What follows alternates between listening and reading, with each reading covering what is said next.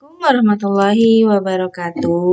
Bertemu lagi dengan Ibu di pelajaran matematika wajib. Sekarang kita akan belajar tentang materi peluang kejadian. Nah, part A ya, peluang suatu kejadian. Pernahkah kalian mengikuti suatu event yang di dalamnya terdapat door prize? Setiap peserta biasanya mendapatkan satu kupon. Kupon akan diundi setiap akhir acara. Apabila acara tersebut diikuti oleh peserta, berapa peluang Anda mendapatkan door prize tersebut? Nah, itulah serangkaian cerita mengenai salah satu contoh peluang dalam kehidupan kita sehari-hari. Simak dan pelajari materi berikut agar Anda dapat memahami peluang. 1. Percobaan ruang sampel dan kejadian. Percobaan adalah suatu tindakan untuk memperoleh hasil tertentu. Hasil di dalam suatu percobaan disebut hasil percobaan. Ruang sampel adalah himpunan dari semua hasil yang mungkin pada suatu percobaan. Dinotasikan dengan S. Banyaknya anggota dari ruang sampel dinotasikan dengan NS. Titik sampel adalah anggota-anggota dari ruang sampel tersebut. Sedangkan kejadian adalah himpunan bagian dari ruang sampel yang biasanya semacam percobaan. Next contoh. Fajia melakukan percobaan dengan melemparkan sebuah dadu. Maka A.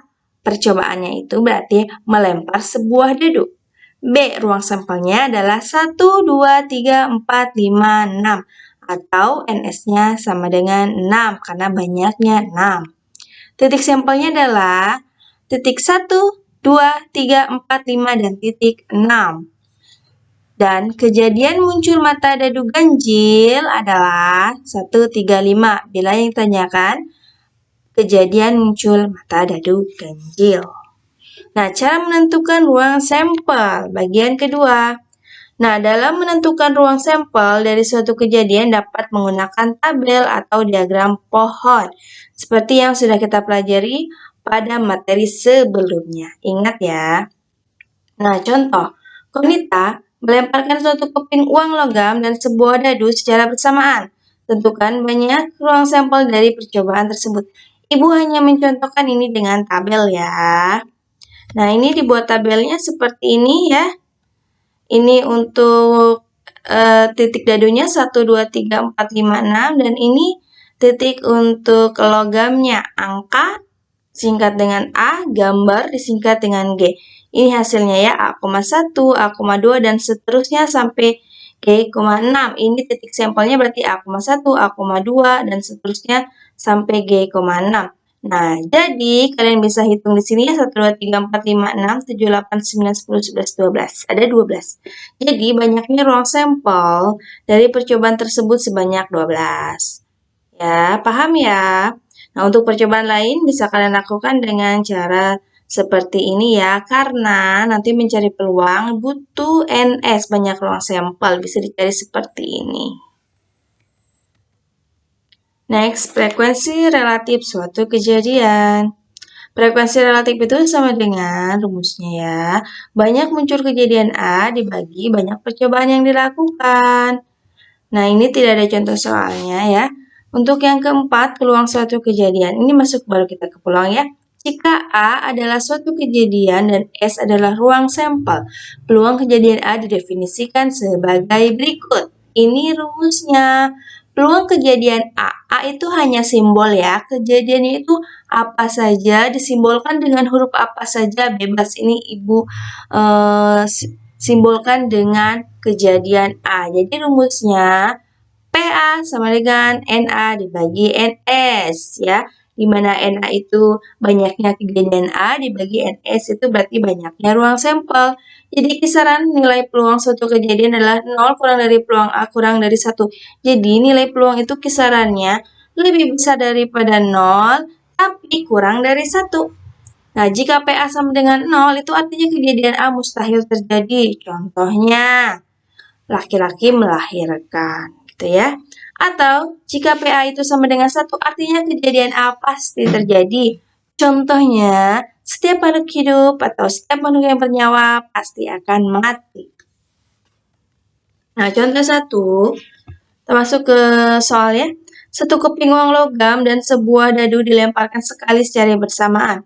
peluang munculnya sisi angka pada uang logam dan mata dadu genap adalah, nah ini ya diketahui banyaknya ruang sampel satu keping uang logam dan sebuah dadu adalah 12. Tadi kalau dibuat tabel seperti materi yang telah disampaikan di sebelumnya ya, cara membuat tabelnya sebanyak 12 untuk ruang sampel satu keping uang logam dan sebuah dadu.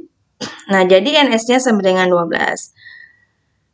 Oke, munculnya sisi angka pada uang logam dan mata dadu genap berarti titik anggota sampelnya A,2, A,4, dan A,6. Jadi NA-nya ada 3 ya, 1, 2, 3.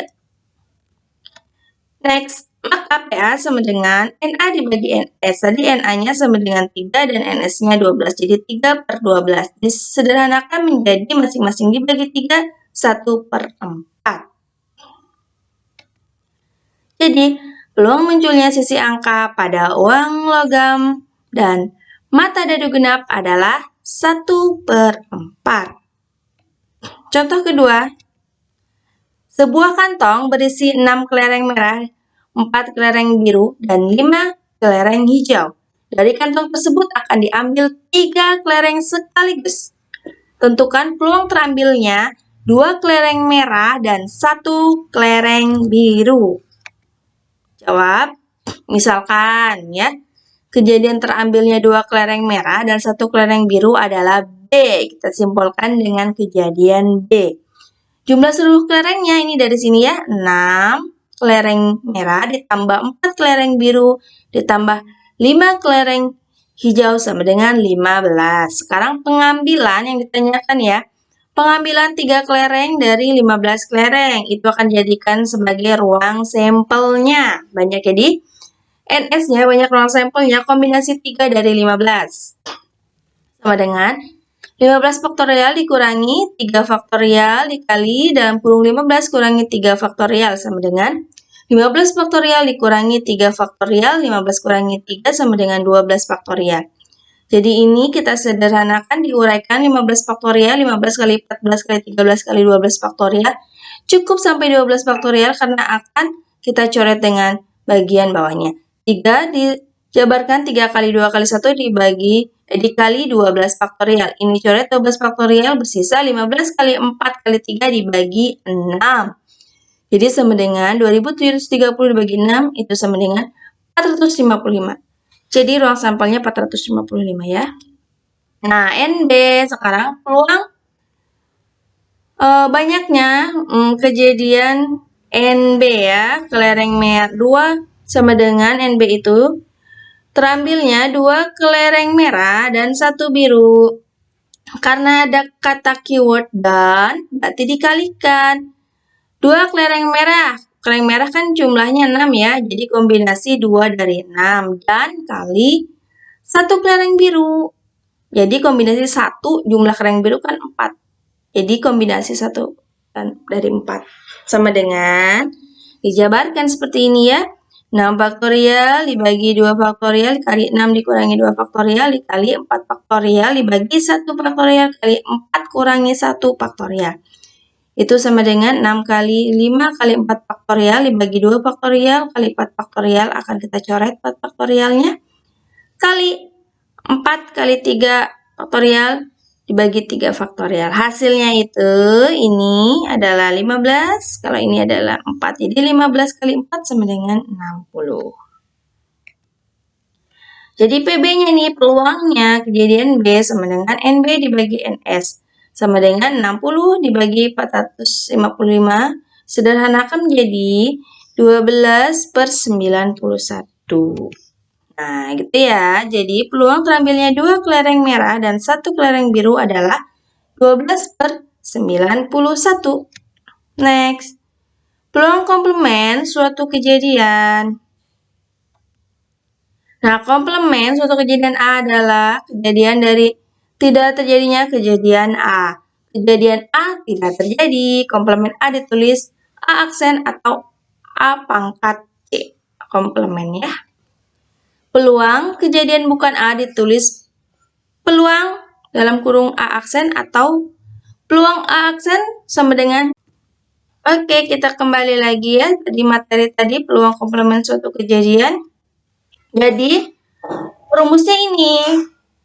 PA komplement sama dengan 1 dikurangi peluang A atau PA ditambah PA aksen sama dengan 1. Jadi rumusnya ini tinggal 1 dikurangi peluang dari A-nya itu berapa menghasilkan komplement suatu kejadian A. Next contoh soal seperti ini ya.